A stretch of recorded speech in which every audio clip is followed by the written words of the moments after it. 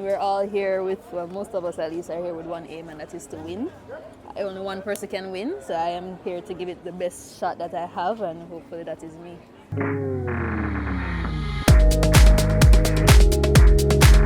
How is your experience so far getting into some training? How was it today? It was pretty good. I mean, I just got here yesterday morning, so today was just shaking out, getting the blood flow, getting the legs back under me, and just feeling everything out. How have you been acclimating to the good conditions? Pretty good. It was raining this morning. I know Paris is usually very hot, but today didn't give me that. I mean, I was coming from almost 100 degrees to this morning was like 65, so it was a little bit different, but can adjust pretty fast. The Olympic title is the only title that Jamaica has not gotten, the women. You had this fantastic season last year. Mm-hmm. How good are your chances to see that drought ends this year? As good as anybody else. I mean, we're all here with, well, most of us at least are here with one aim, and that is to win. Only one person can win, so I am here to give it the best shot that I have, and hopefully that is me.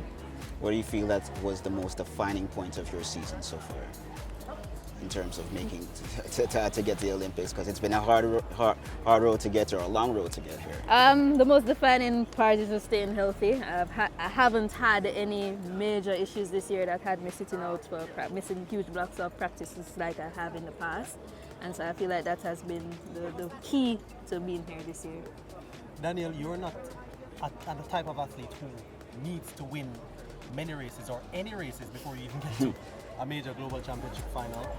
How does that, change or affect your mindset, if any at all, knowing that you're not necessarily beating the people on the circuit, but when you get to that start line at the World Championships, you're always ready and you're always a contender for a gold medal? It's funny you say that, because coaches always say that, we're not the winningest person when we go on the circuit, and we're not necessarily trying to win every race we go. Most of the races we go, we're just working on phases of the races, and so that looks different every race that we go into. But when we come to the championship, we expect that all those races that we did in preparation, we've gotten the race together, and we should get it right when we step on the track in the championships, and that's usually the difference for me. How do you view it? Because some people say, well, the Olympics is no different and we're racing against the same people. Mm-hmm. Some people say, well, it's a different atmosphere and it feels different when you're in the Olympics. Which side of the coin are you on, and how does that affect your mindset? A little bit on the borderline, both. It is just another race, the 100-meter hurdles that I've ran countless times. I haven't been into the Olympic Stadium before, so I really don't know how it will feel.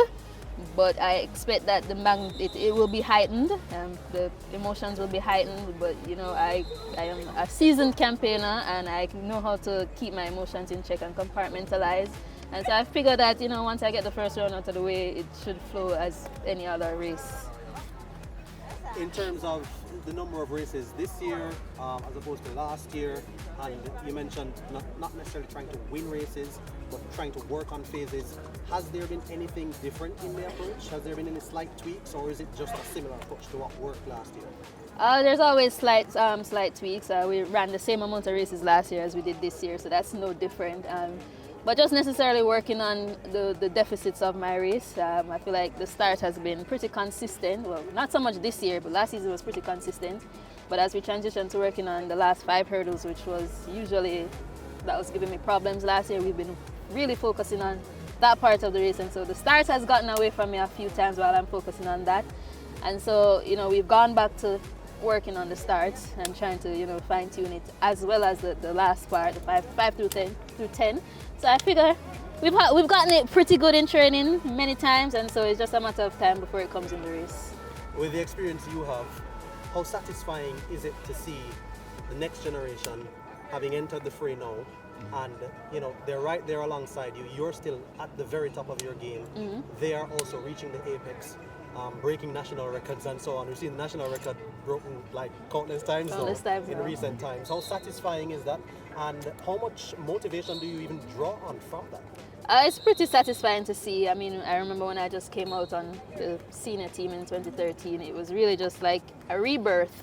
And so to see a lot of young athletes now stepping up and they're running pretty well, it's very cool to see, and to know that I am still in the mix at my big age, still there, still mixing it up with them. I mean, Akira told me that when she was in high school, she had a picture of me saying she has to beat me. And so it's like, I've come a long way. I mean, I've raced the greats, and now I'm racing the up and coming. And so, you know, it's very cool for me, and I'm very blessed to still be in this position. I've had a long career, and sometimes I don't stop to really look at it in depth, and it's really a blessing for me to be here still. Does it still, you know, kind of feel new because, you know, you've won countless championships and you feel that you are on the apex, especially nationally in Jamaica? How have you ever to take back and smell the roses and appreciate what you've done and the standard that you have helped to elevate? I don't. I really don't. I mean, I just said just yesterday that while you're in it, it's really hard to step back and look at what you do because you're still trying for so much more, and you're still trying to get to the top still. Even though you're there, you're still hoping, trying for more. And so I don't really take time to really step back and look at what I've done. Maybe when I've retired and put it up, I can really look at my career.